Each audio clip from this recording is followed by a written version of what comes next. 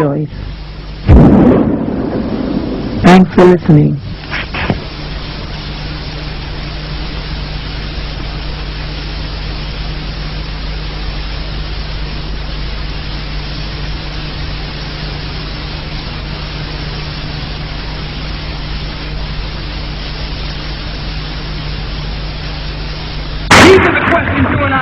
How did we get this mine? OPEC production limits, helping to drive down the price of oil from $20.50 a barrel in the opening days of 1990 to a mere $13.60 a barrel by Sunday. We didn't come over on the Nita, the Pinta, and the whatchamacallit. We didn't land on Plymouth Rock. Plymouth Rock landed on us. Landed right on top of us. Without crying. Why? You can get all the film and the footage of all the carnage in Los Angeles, but you can show me no footage of any damage in Iraq. And all you show me is some surgical strike. Now, 1 year later, it comes out that these so-called surgical strikes were mixed in.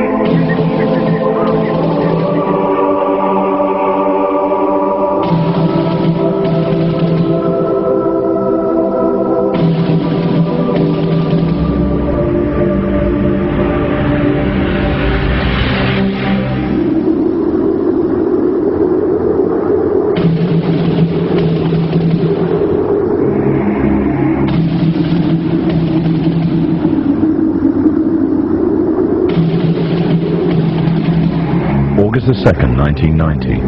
Saddam Hussein's forces crashed through the defences of oil-rich Kuwait in fear of an Iraqi invasion into Saudi Arabia. The United States and her coalition allies poured into the Arabian Peninsula to form a deterrent that would be known as Desert Shield. The result was a series of diplomatic talks, negotiations and counter-negotiations that rapidly declined into a no-hope situation. On August the 17th, 1991, Desert Shield became Desert Storm.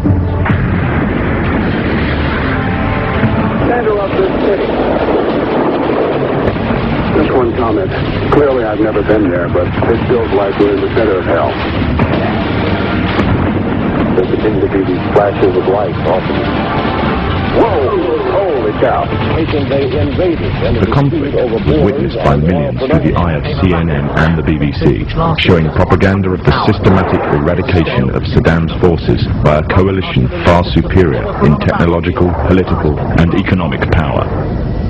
However, what was little known was that from the outset the war was engineered, controlled and manipulated by an elite group.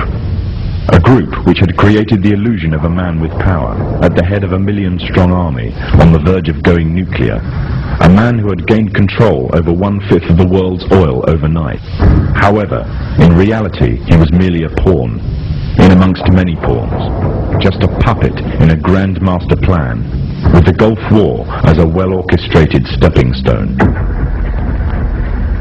The orchestrators of the war were by no means strangers to controlling major world events. In fact, they have done so for centuries. From the shadows, they have engineered every major war, revolution and recession. They control everything you read, everything you hear, and everything you see. They have managed to indoctrinate an entire populace to their way of thinking, and have infiltrated key positions in places of authority. And it is from the shadows that they have created a new political order, a new economic order, and more sinister, a new religious order. Their ultimate aim is total global domination, and they will stop at nothing to reach their goal. The goal that was outlined in a speech given by former President of the United States, George Bush. What is at stake is more than one small country. It is a big idea, a new world order.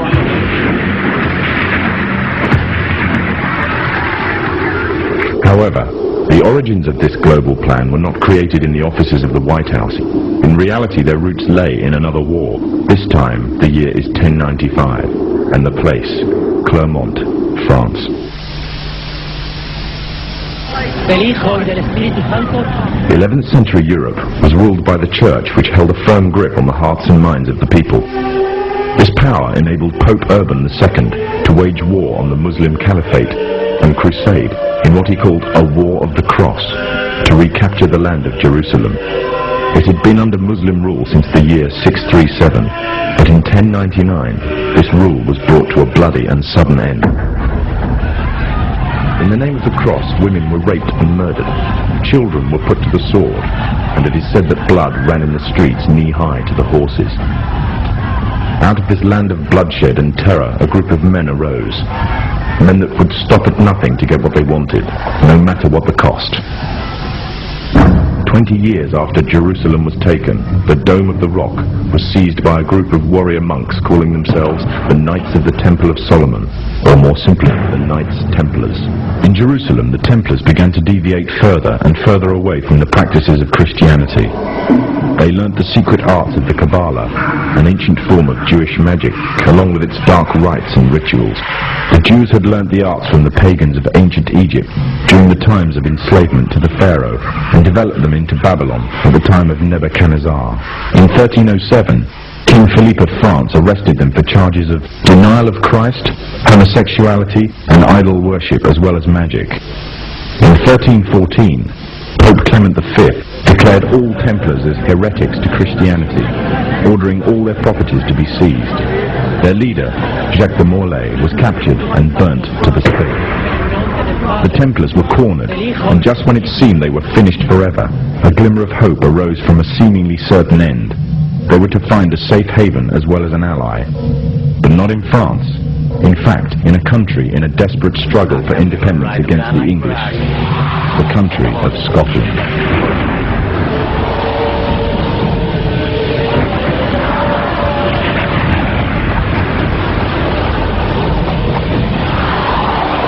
For some, Scotland's hope of independence had died with the death of William Wallace. However, to the King of Scotland, Robert the Bruce, the arrival of the Templars gave him a new secret weapon.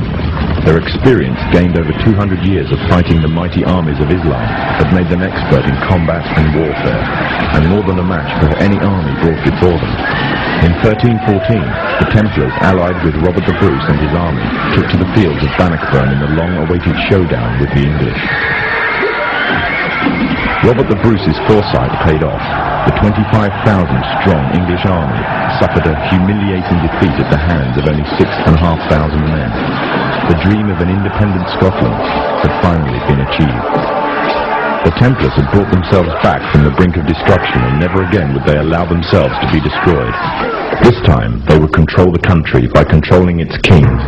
And in order to preserve their secret order, the Templars would have to die, or more precisely, the name would have to die. The Templars, who had escaped Europe, were finally laid to rest in Roslin Chapel, Scotland, which stands to this day as sign of their presence in Britain. Their descendants became the true power of Scotland. In 1603, the death of Queen Elizabeth I left England without an heir to the throne. By virtue of descent, King James V of Scotland became King of England.